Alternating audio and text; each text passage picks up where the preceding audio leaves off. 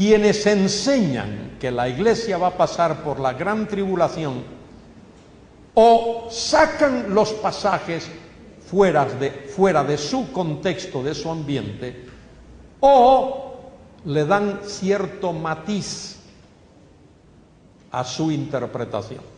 Por ejemplo, los que creen que la iglesia va a pasar por la gran tribulación,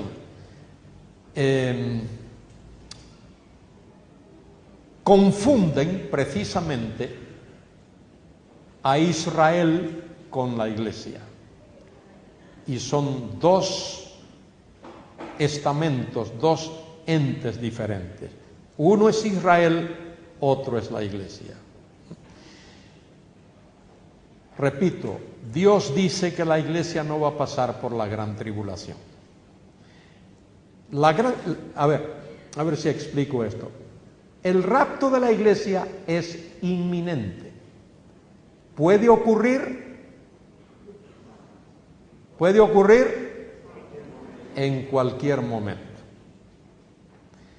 Para el rapto de la iglesia no hay señales. Por eso es que puede ocurrir en cualquier momento. Las señales tienen que ver con la gran tribulación. No con lo que ocurre antes, sino con lo que ha de ocurrir durante la gran tribulación. Pablo dice en 1 Tesalonicenses 5:9, no nos ha puesto Dios para ira. Ira tiene que ver con la gran tribulación, sino para alcanzar salvación por medio de Jesucristo. Y en 1 Tesalonicenses 1:10 también habla de el hecho de que Cristo vendrá desde el cielo para librar a su pueblo de la gran tribulación. Y en el libro del Apocalipsis, que no trata el tema de la semana 70 de Daniel, trata concretamente con la semana 70 de Daniel, no trata con la iglesia. El libro del Apocalipsis, hay un versículo allí que dice, Apocalipsis 3:10, por cuanto has guardado la palabra de mi paciencia, yo también te guardaré de la hora de la prueba que ha de venir sobre el mundo entero para probar a los moradores de la tierra. El libro del Apocalipsis fundamentalmente trata de o con la semana número 70 del libro de Daniel. Muy bien, quiero leer este versículo de Jeremías 37. Dice el profeta Jeremías, cuán grande es aquel día, tanto que no hay otro semejante a él. Tiempo de angustia para Jacob. Jacob ahí se usa por una figura que se llama metonimia. Jacob ahí representa la nación de Israel. Cuán grande es aquel día, tanto que no hay otro semejante a él. Mire, ese día es un tiempo, es un periodo de 7 años. Cuando la palabra día se utiliza en la Biblia y no va acompañada de un dígito, 1 o 2 o 3 o 5, o cuando la palabra año no va acompañado de un dígito, se refiere a un periodo largo de tiempo. De manera que aquí se refiere no a 24 horas, sino a un periodo de tiempo.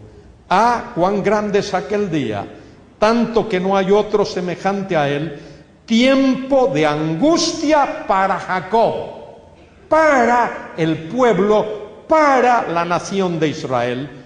Y dice Jeremías el profeta, pero en ella será librado. Dios va a liberar, salvar a su remanente durante ese periodo. En el libro del profeta Daniel, capítulo 12, otro pasaje importante a tener en cuenta.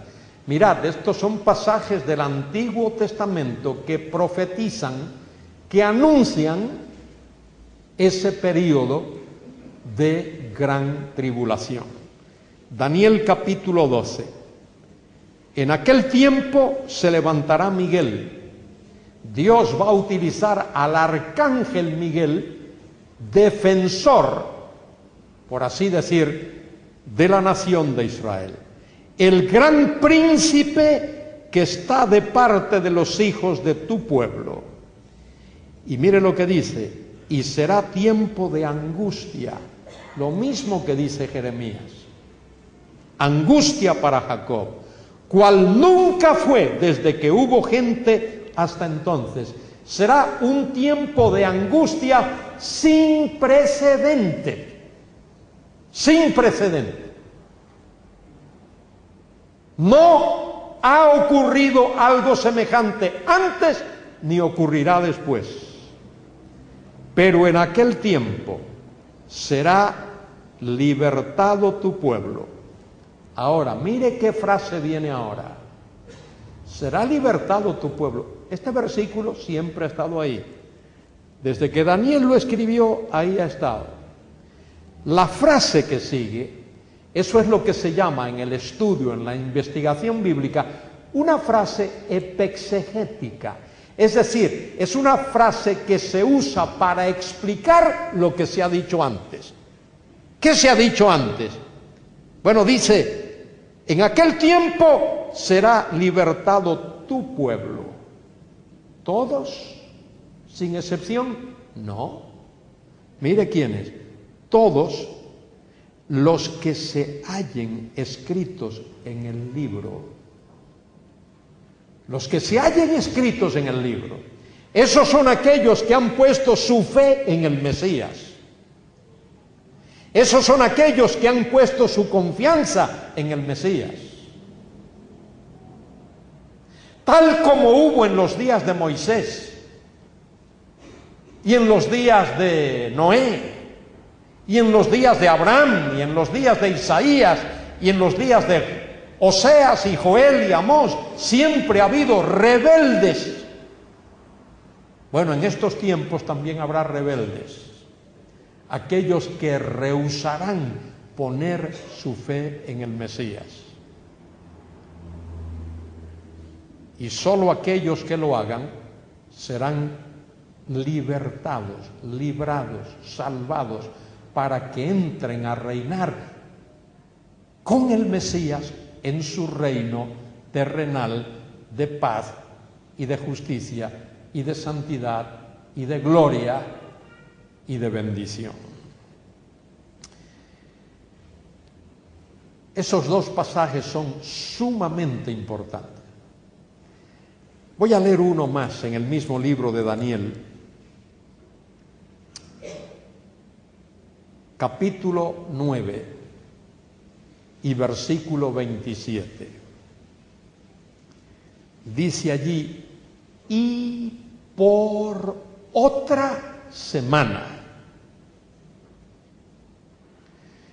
confirmará el pacto con muchos.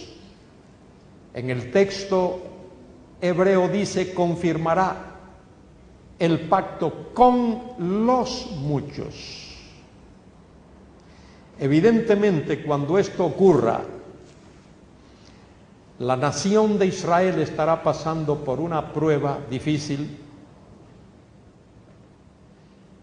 y la persona esta o el personaje que confirma el pacto con los muchos aprovechará esas circunstancias para hacer que esos muchos estén a favor de la firma de ese pacto. Dice, y por otra semana confirmará. Mire ese verbo, confirmará. En el hebreo es el verbo gadal, pero está en una forma que es la forma ifil. En el hebreo los verbos, hay como 7 formas verbales de esa, cada una de ellas tiene su característica particular. La forma ifil es una forma intensiva, enfática. De manera que ese verbo que ahí se traduce, confirmará, bien podría traducirse forzará, impondrá, obligará. Y ese que confirmará ese pacto, que lo obligará, lo impondrá, lo forzará, ese será la persona del anticristo, que ha de aparecer en los postreros días, en los postreros tiempos. A ese personaje Pablo le llama el hijo de perdición, el hombre de pecado, el inicuo. Ese que un día va a poner su cuartel general en la ciudad de Jerusalén y va a obligar a todo el mundo conocido que lo adore. Algo así como lo que hizo Antíoco Epífanes el IV por el año 168, 175 al 168 antes de Cristo. Antíoco Epífanes el IV era de la familia selúcida, rey de Siria, invadió la ciudad de Jerusalén y profanó el templo. En el lugar santísimo erigió una estatua del dios pagano Zeus, y sobre el altar del sacrificio cometió la terrible acción, el acto terrible de ofrecer un cerdo en el altar del sacrificio. Por eso es que el templo tuvo que ser purificado. 3 años y medio duró ese periodo de la purificación del templo, hasta que Antíoco Epífanes fue derrotado y murió, etc. Y los judíos celebran la fiesta esa de la purificación, Hanukkah. Bueno, dice aquí, a la mitad de la semana, 3 años y medio después de haber forzado, obligado, impuesto ese pacto, él mismo, ese mismo personaje, quebranta ese pacto, transgrede, viola su propia palabra y en lugar de proteger la nación de Israel, él mismo persigue al pueblo de Dios. Dice, a la mitad de la semana hará cesar el sacrificio y la ofrenda. Después, con la muchedumbre de las abominaciones, vendrá el desolador. Ese personaje, el anticristo, ha firmado ese pacto, ha prometido proteger a la nación de Israel, pero 3 años y medio después, él transgrede ese pacto, viola su palabra y él mismo invade la ciudad. Ese pacto era una especie de compromiso. Es como si le hubiese dicho, o como si le dijese a esa nación, deja tu defensa, tu protección en mis manos. Nadie te ha dado, yo te voy a proteger. Pero 3 años y medio después, él mismo invade la ciudad y fija su cuartel general allí. Y lo que hace es desencadenar, ordenar una persecución universal, mundial, de la simiente de Abraham a través de Isaac y de Jacob. Lo que Antíoco Epífanes hizo en miniatura, en pequeño, él lo hará en grande, lo hará universalmente allí. Ahora tendrá su fin, dice al final del versículo 27, hasta que venga, ¿qué cosa? La consumación. La consumación tiene que ver con la consumación del plan de Dios. Y la consumación del plan de Dios tiene que ver con la venida en gloria del Mesías a la tierra, tal como Él lo prometió. Y tal como dice allí en Hechos 1:11, este mismo Jesús que ha sido tomado de entre vosotros al cielo, así vendrá como le habéis visto ir al cielo. Él vendrá con poder, con gloria y con majestad, y viene a reinar, y viene a cumplir todos los compromisos de Dios establecidos en el pacto, en los pactos abrahámico, davídico y el nuevo pacto, que está allí en el libro de Jeremías también, capítulo 31, versículos 30 y 31. Bueno, de ese periodo, de ese tiempo que está por venir, de esa semana número 70 de la que habló el profeta Daniel, ese periodo que Jesucristo mismo lo llama en Mateo 24:21, la gran tribulación. Cristo dice en Mateo 24:15, cuando veáis en el lugar santo la abominación desoladora de la que habló el profeta Daniel, el que le entienda, y nos describe las cosas que han de ocurrir. Luego dice en el versículo 21, porque habrá entonces gran tribulación, cual no la ha habido nunca antes ni la habrá después. De eso es, amigos míos, de lo que nos habla el libro del Apocalipsis a partir del capítulo 6 en adelante. A partir del capítulo 6 del Apocalipsis hasta el 19, todo ese trozo del libro del Apocalipsis, todo eso tiene que ver con la semana 70 de Daniel. Y eso tiene que ver también, mucho tiene que ver con de lo que hablé hace par de noches, el día de el Señor, el día de Jehová, el día de Yahvé, cuando el Señor ha de llevar a cabo la consumación de su plan y de su propósito. Muy bien, ya hablé de los sellos. En la visión del Apocalipsis aparece un personaje, el Todopoderoso, el Omnipotente, sentado en su trono, el Eterno, sentado en su trono, y encima de su diestra, de su mano derecha, hay un rollo. En vuestras Biblias dice un libro, solo que en aquel tiempo no había libros, había rollos. Y dice que ese rollo está escrito por dentro y por fuera.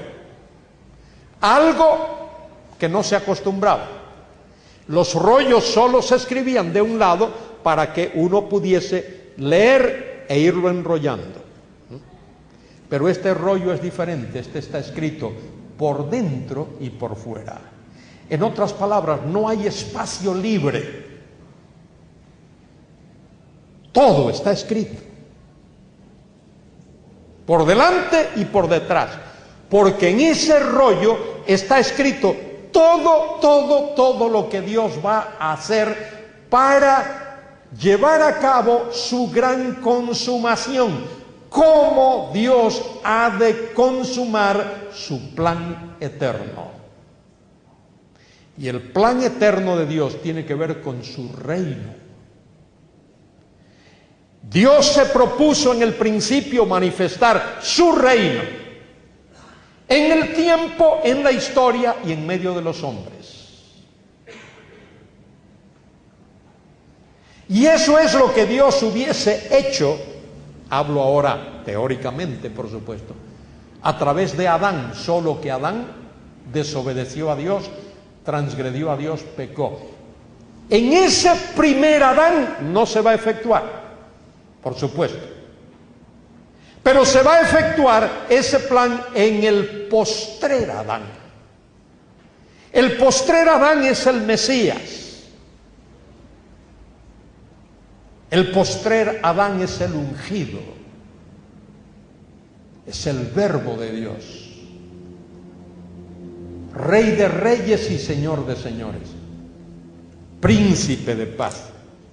Como dice el profeta Isaías en ese pasaje que hemos leído y recitado tantas veces, dice: porque un niño nos es nacido, hijo nos es dado, el principado estará sobre su hombro, y llamaráse su nombre, dice, admirable, consejero, Dios fuerte, Padre eterno o Padre de la eternidad, príncipe de paz. Y luego dice, mire, lo dilatado de su imperio y la paz no tendrán límite sobre el trono de David y sobre su reino, disponiéndolo y confirmándolo en juicio, en justicia, desde ahora y para siempre. El celo de Jehová de los ejércitos hará esto. Esto se hará porque Dios se ha comprometido y Dios no da marcha atrás en sus promesas. De manera que en ese rollo está todo. Todo, cómo Dios lo va a hacer. Y el único digno de romper esos sellos es el Mesías. Aquí se le llama el Cordero. Es el Mesías, el Cordero de Dios que quita el pecado del mundo. El Mesías, el ungido de Dios. Y cuando desata el primero, el segundo, el tercero y el cuarto sello, se le da la orden a ciertos jinetes: 20. Y es Dios quien da la orden. El Dios soberano tiene control sobre todas las cosas. Y el anticristo no hará su aparición en la tierra hasta que Dios le dé la orden. Y Dios le va a dar la orden y ha de aparecer primero como un personaje de paz, caballo blanco. Luego él mismo presenta su segunda faceta, un personaje de guerra, caballo bermejo. Y la guerra trae por consecuencia el hambre, caballo negro. Y el hambre produce muerte, un caballo cenizo, color mostaza, algo así. Y la humanidad entonces va a saber lo que es de verdad el mal, la maldad en la tierra. Aprovecho la oportunidad para decir esto. Todos los que leemos la prensa y escuchamos los noticieros, vemos la tele y nos enteramos de lo que está pasando en el mundo, sabemos que la situación mundial está terrible. ¿Estáis de acuerdo o no? ¿O está bueno, todo está bien? ¿Marcha viento en popa y a toda vela? Como dijo Espronceda. No. Pero ¿sabes qué? Podría estar peor. Y va a estar peor. ¿Sabe lo que hace que esto no esté peor? La presencia de la Iglesia en el mundo. La presencia del pueblo de Dios ahora, eso es lo que hace que esto no esté peor. El día que la Iglesia no esté aquí en este mundo, mire, va a arder Troya. El dique que detiene la maldad se va a romper y la humanidad va a saber lo terrible de lo terrible que las cosas han de ser por la desobediencia a Dios. Bueno, dice aquí el texto, más adelante, versículo 12, miré cuando abrió el sexto sello, y aquí hubo un gran terremoto, y el sol se puso negro como tela de silicio, y la luna se volvió toda como sangre. Y las estrellas del cielo cayeron sobre la tierra, y como la higuera deja caer los higos cuando es sacudida por el viento.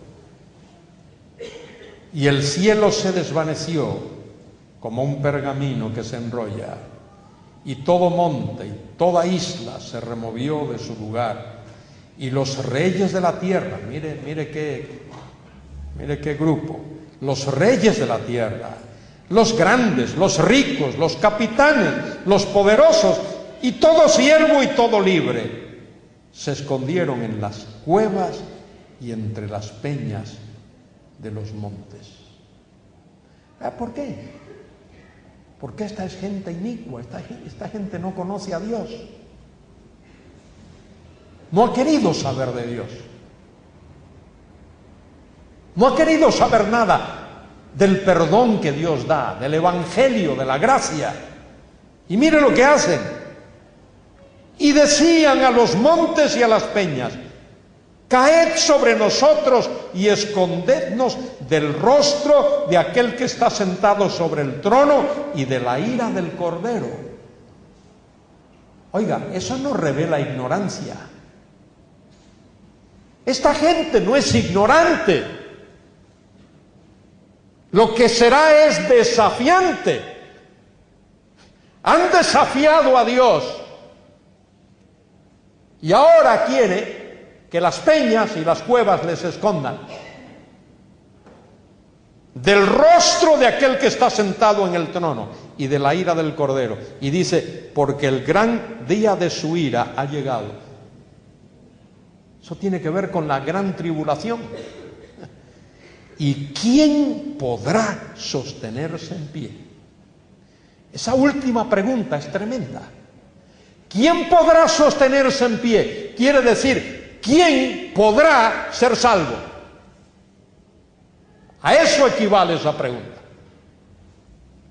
Y el capítulo 7 da la respuesta. ¿Quién podrá ser salvo? ¿Sabe quién?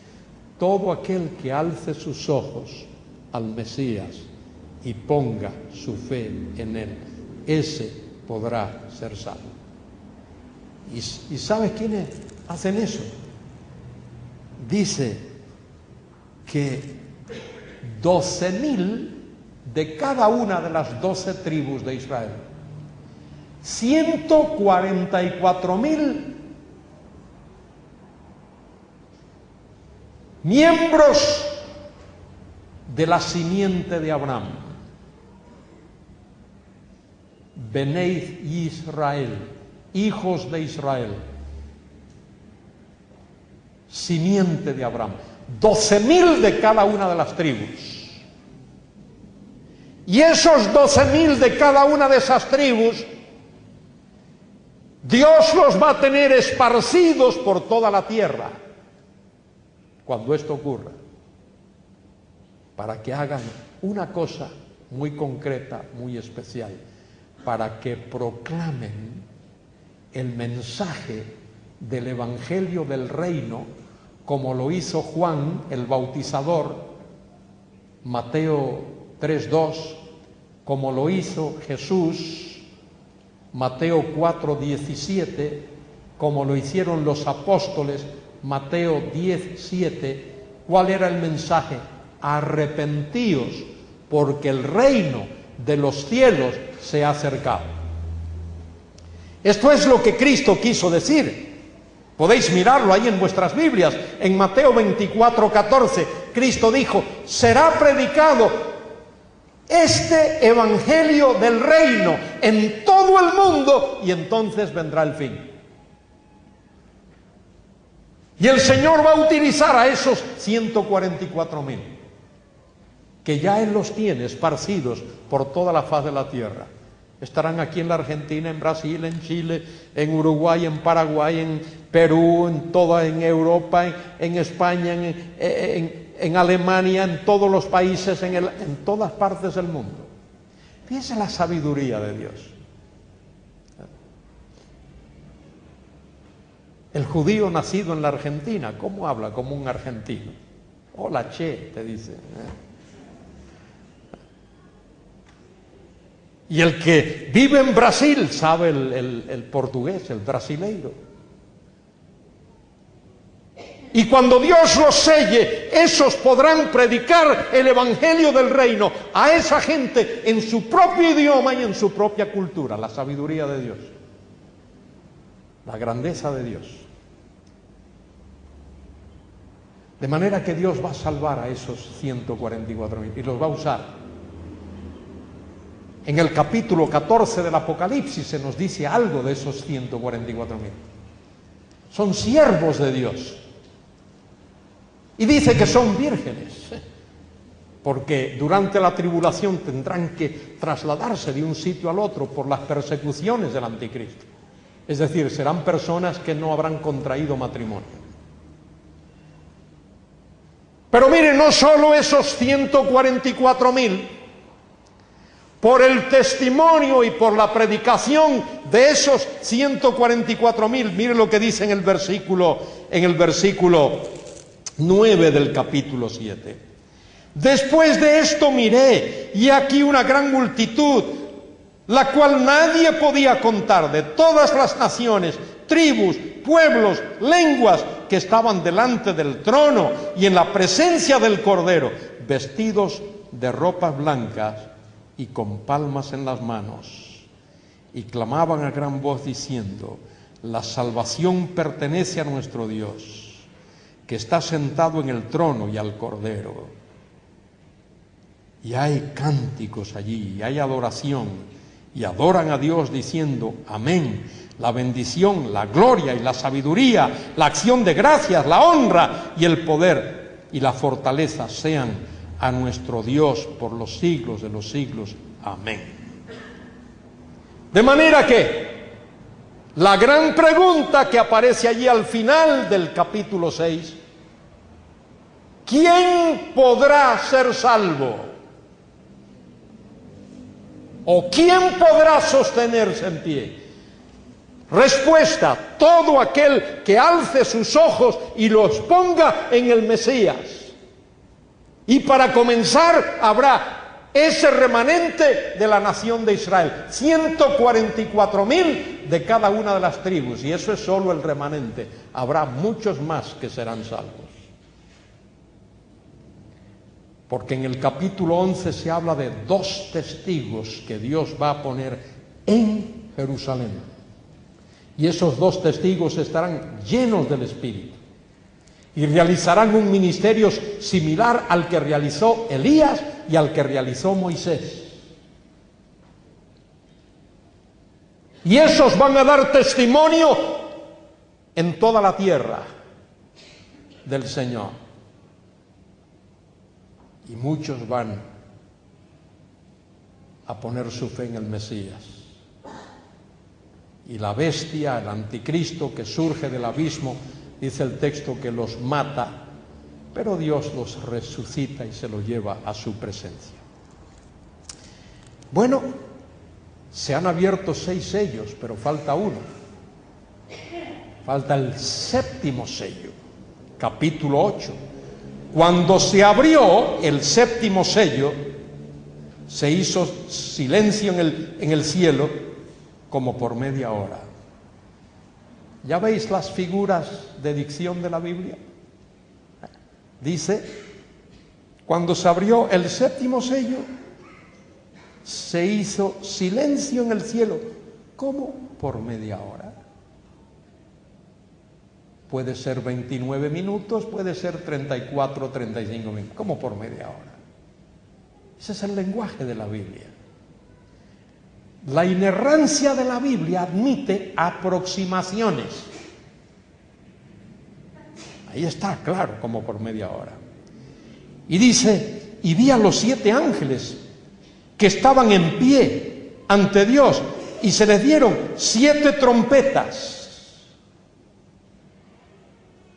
Otro ángel vino entonces y se paró ante el altar con un incensario de oro, y se le dio mucho incienso para añadir a las oraciones de todos los santos sobre el altar que está delante del trono. Y de la mano del ángel subió a la presencia de Dios el humo del incienso, con las oraciones de los santos. Y el ángel tomó el incensario y lo llenó del fuego del altar y lo arrojó a la tierra, y hubo truenos y voces y relámpagos y un terremoto. Estos son juicios sobrenaturales Dios está actuando y lo va a hacer. Y estas 7 trompetas, observad, ¿dónde están las 7 trompetas? ¿Dónde están localizadas? Uy, no seguisteis la lectura. Cuando abrió el 7º sello, aparecen 7 ángeles y se le dieron 7 trompetas. ¿Dónde están las 7 trompetas? En el 7º sello. Gracias. Las 7 trompetas de juicios están dentro del 7º sello. Y luego se va a sonar cada una de esas trompetas. Y con el sonido de cada una de ellas se afecta la tercera parte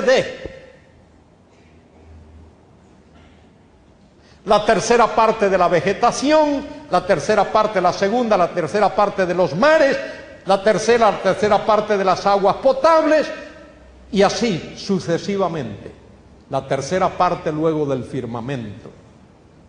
Y luego suena una trompeta que abre el pozo del abismo, donde Dios tiene reservados demonios terribles para que actúen en la tierra durante ese periodo de gran tribulación.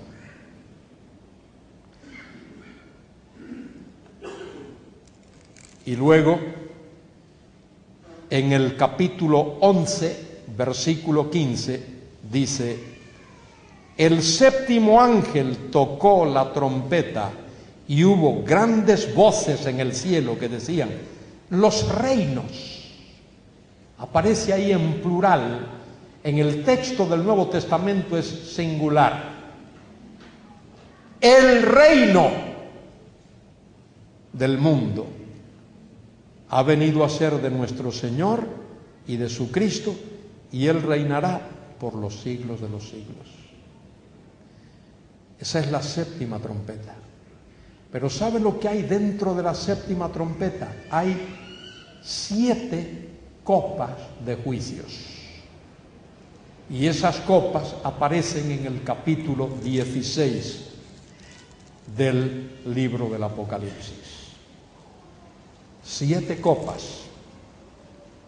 Oí una gran voz que decía desde el templo a los 7 ángeles: id y derramad sobre la tierra las 7 copas de la ira de Dios. Ahora, vamos a resumir esto rápidamente, porque el tiempo avanza. Muy brevemente. Dije, esto es importante entenderlo, captarlo. Lo voy a decir despacio.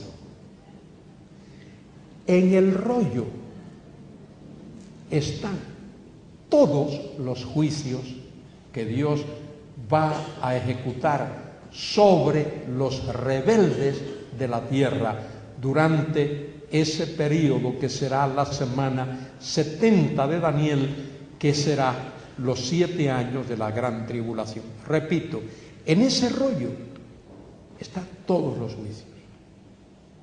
¿Cómo están? Bueno, se abre el primero, el segundo, el tercero, el cuarto, el quinto, el 6º sello. Cuando se ha abierto o roto el 6º sello, ahí se ha llegado justo a la mitad de la gran tribulación. 3 años y medio. Cuando se rompe o se abre o se desata el 7º sello, dentro de ese 7º sello hay 7 trompetas. Y suena la primera y la segunda y la tercera y la cuarta y la quinta y la sexta y la 7ª trompeta. Cuando suena la 7ª trompeta, dentro de esa trompeta están las copas, las 7 copas de juicio. Ahora lo digo de atrás hacia adelante. Las 7 copas están dentro de la 7ª trompeta. Las 7 trompetas están dentro del 7º sello. En esos 7 sellos, con los que ese rollo está sellado, en ese rollo están todos los juicios que Dios va a ejecutar. Y serán juicios terribles. Y yo le digo a mis hermanos y hermanas, orad por la paz de Jerusalén, porque vienen días terribles todavía sobre ese pueblo de Dios. Leo un pasaje y con esto ya vamos a concluir, que se encuentra en el libro del profeta Zacarías. Las profecías de Zacarías son tremendas, tremendas. Este libro nos habla de la primera venida del Mesías y de su segunda venida. Y mire cómo tiene lugar su segunda venida. Capítulo 14 de Zacarías. He aquí, el día de Jehová viene. ¿Con qué comienza el día de Jehová? Con los juicios de la gran tribulación. ¿Con qué termina ese día? Con la creación de nuevos cielos y nueva tierra. He aquí, el día de Jehová viene, y en medio de ti serán repartidos tus despojos, porque yo reuniré a todas las naciones para combatir contra Jerusalén. Creo, quisiera estar equivocado,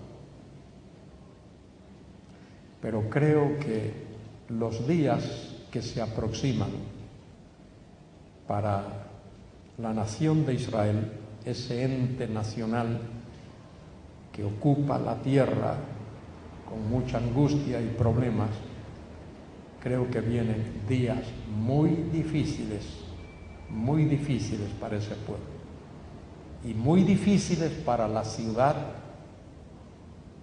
Jerusalén, la ciudad de paz.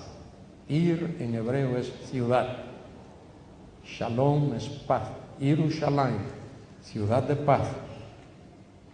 Porque yo reuniré a todas las naciones para combatir contra Jerusalén. Mire lo que dice, y la ciudad será tomada, y serán saqueadas las casas, y violadas las mujeres, y la mitad de la ciudad irá en cautiverio, mas el resto del pueblo no será cortado de la ciudad. Ahora mire qué glorioso este, versículo 3. Después saldrá Jehová y peleará con aquellas naciones, como peleó en el día de la batalla, y se afirmarán sus pies en aquel día sobre el monte de los olivos que está frente a Jerusalén, al oriente.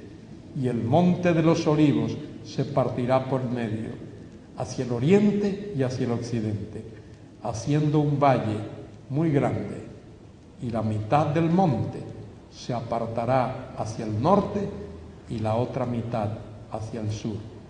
Y iréis al valle de los montes, porque el valle de los montes llegará hasta Azal. Y huiréis de la manera que huisteis por causa del terremoto en los días de Uzías, rey de Judá. Y vendrá Jehová mi Dios, y con él todos los santos. El Señor vendrá a libertar a su pueblo. Personalmente creo que cuando dice ahí que vendrá Jehová o Yahvé o Yahweh, como querramos pronunciarlo, el judío no pronuncia ese nombre, yo creo que ahí se refiere a la persona gloriosa del Mesías, a nuestro Señor, Yahshua HaMashiach, el Mesías, el ungido. Él vendrá con poder, con gloria y con majestad. Y Él vendrá a establecer, a implantar su reino de paz, de justicia, de santidad, de gloria. Y Él ha de transformar. El Señor llamó a esa transformación en Mateo 19:28 la palingenesia, la regeneración. cuando el Hijo del Hombre se siente en el trono de su gloria. Quiera Dios que todos los aquí presentes, todos, los que están allá arriba, los que están aquí, todos, hayamos hecho la decisión de darle cabida en nuestra vida a ese glorioso Señor, Rey, Salvador, Mesías, Jesucristo. Es fácil y para algunos es más difícil, porque siempre hay una barrera, pero decirle a Él: Señor, gracias por haber muerto por mí, gracias porque tú vives, gracias porque tú ofreces salvación. Dice San Pablo allí: porque todo aquel que invocare el nombre del Señor será salvo. Decirle a Él: Señor, sálvame, creo en ti, perdóname. Si tú lo haces, Él lo hará. Él te perdonará, te recibirá y te dará el precioso regalo de la vida eterna. Que Dios nos bendiga y nos ayude a todos.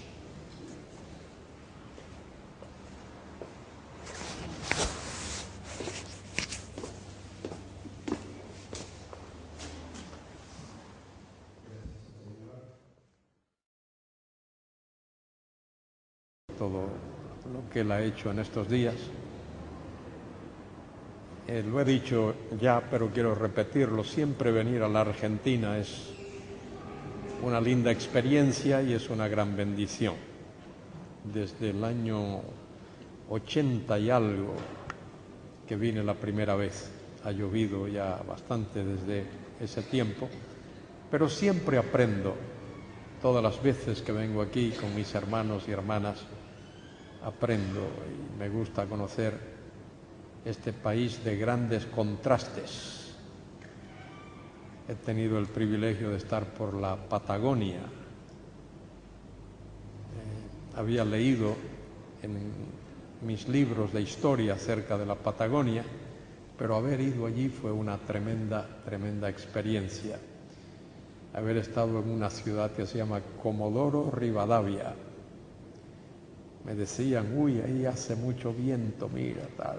Pero fui y no hubo viento ahí. Tranquilo todo.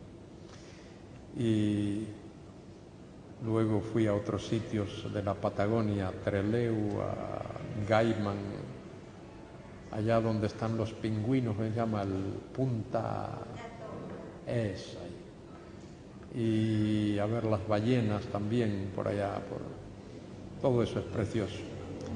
Y recientemente con el hermano José Sánchez nos fuimos al fin del mundo,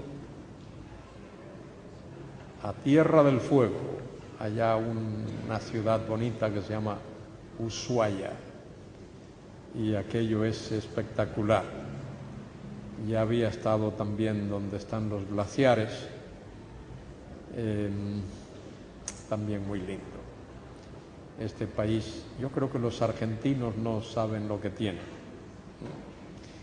Y luego por acá, por el centro de la Argentina, tengo entendido que Córdoba es el corazón de la Argentina. Así es que por favor cuiden el corazón, que no sufra de taquicardia ni nada de eso. Cuiden el corazón de la nación. Y recientemente nos fuimos también más al norte, allá por la Apuna, por allá donde hay que ir así un poquito, pues son 4.000 y no sé cuántos metros de altura. Y disfrutamos por allí la belleza, la naturaleza, la comunión. Lo único que no pude disfrutar fue un trozo de carne de llama que me dieron, porque no estoy acostumbrado a comer ese tipo de animal, pero otras cosas sí muy lindas, las frutas, las verduras, todo eso es lindo. Estaba esta mañana escuchando al hermano Carlos, que hizo los anuncios, ¿cómo se llama el hermano Carlos? Y escucharlo dar los anuncios fue una bendición. Mire, la manera tan cariñosa, tan suave como lo dijo, y habló de las dificultades de algunas familias y pidió que se orasen por las familias. ¿Sabe lo que le digo yo a mis hermanos allá en España? Digo, mira, si te enfadas con alguien, que sea, bueno, enfádate con el gobierno que no hace las cosas bien, con el alcalde o el intendente del pueblo que no lo hace bien, con el presidente, hasta con el rey si quiere, enfádate. Pero hay tres personas o instituciones con quien nunca uno se debe enfadar. Nunca te enfades con Dios. Hay personas que se enfadan con Dios y le echan la culpa a Dios de todo. No te enfades ni te enemistes con la familia, ni lo hagas tampoco con la iglesia. No te enfades con Dios, ni con la familia, ni con la iglesia. Cuando estás atravesando por una prueba grande, difícil, que está fuera de tus manos, ¿qué es lo que haces? Te voy a decir lo que yo hago. Ay, Dios mío.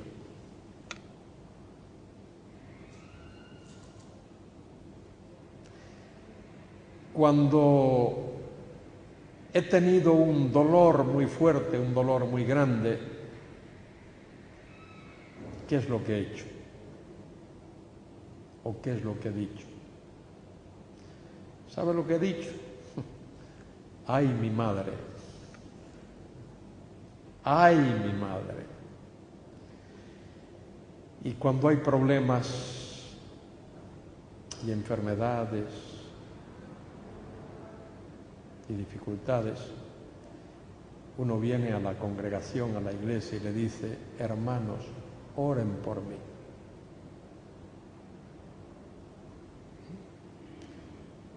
No te enfades con Dios. Él es soberano, totalmente soberano. Y no solo eso, sino que lo controla todo. Hace un tiempo atrás estaba en una isla de las 7 islas de las Canarias, una preciosa isla que se llama la Isla del Hierro, linda isla, tranquila. Allí hasta el silencio se escucha en esa isla, qué tranquila que es. Y subimos a un mirador, así en una parte de la isla, y en ese mirador hay una especie de restaurante. Y cuando cruzo por el restaurante venía un señor con bandejas y con utensilios de la cocina y parece que iba a arreglar las mesas. Me saludó. Los canarios son muy amables. Y me preguntó, ¿cómo está? Y en ese momento se me ocurrió decirle, no me quejo. El hombre me miró sorprendido, porque todo el mundo se queja. La gente se queja de todo. Si llueve, se quejan porque llueve. Si no llueve, porque no llueve. Si hace frío, porque hace frío. Si hace calor, porque hace calor. Pero se queja de ti. El hombre me miró así, un poco asombrado. Le digo, mire, no me quejo. ¿Sabe usted por qué? Digo, mire, tengo 4 razones poderosas para no quejarme. Dios es todopoderoso. Lo controla todo.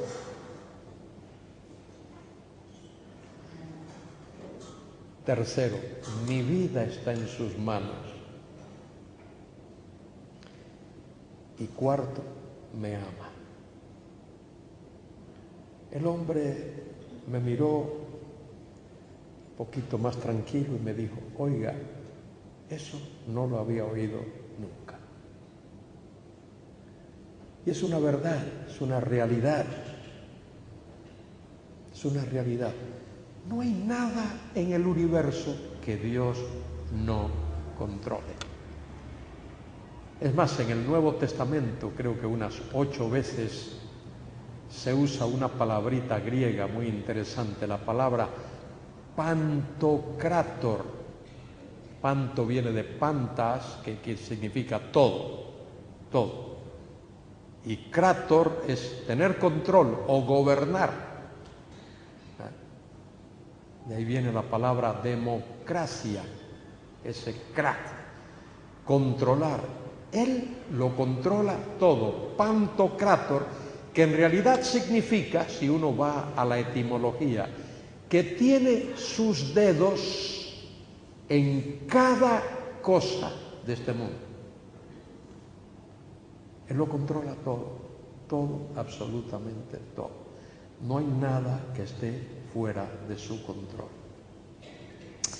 En este mundo no hay casualidad. A veces usamos esa palabrita así suelta, bueno, casualidad. No, en este mundo no hay casualidad. Hay causalidad. Hay causa, pero no casualidad. Casualidad tiene que ver con algo fortuito, algo que ocurre al azar. Dice uno, me encontré con alguien por casualidad. No. Encuentras con alguien en el aeropuerto, me he encontrado con alguien en el aeropuerto. Una vez estaba en un aeropuerto en Filadelfia, en Estados Unidos, allí y de pronto escucho mi apellido detrás, Carballosa. Yo sé que Carballosa tenía que ser yo. No podía haber otro. Y un querido amigo, pastor español, Carlos se llama, estaba allí con su familia y me saluda y me dice, oye, qué bueno que te encuentro. Llevo demasiado equipaje, a ver si tú me ayudas ahora cuando facture. ¿Cómo no, Carlos? Pero aquello no fue casualidad, fue la providencia divina. Dios, la providencia. Providencia es cómo Dios actúa en este mundo, cómo Dios suple para que este mundo funcione como debe funcionar. Eso es la providencia divina, cómo Dios alimenta las cosas y hace. ¿Qué Dios tan grande tenemos? Él es el eterno, Él es el todopoderoso, Él es el soberano, es el Dios de toda misericordia, es el Dios de amor infinito, un amor constante, un amor que no aumenta ni disminuye, porque es constante, un amor que es ininfluenciable. No hay nada que pueda hacer, ni yo, ni tú, ni nadie, para influir a ver si Dios me ama un poquito más de lo que me ama. Así es nuestro Dios, el Dios todopoderoso, el Dios de toda misericordia, el Dios fiel, el Dios fiel. En el idioma hebreo, aquí mis amigos que lo conocen mucho mejor que yo, entre paréntesis, cometí el error, estudié 2 años del idioma hebreo, tuve que estudiar como loco ahí y luego desafortunadamente lo dejé. dejé de usarlo.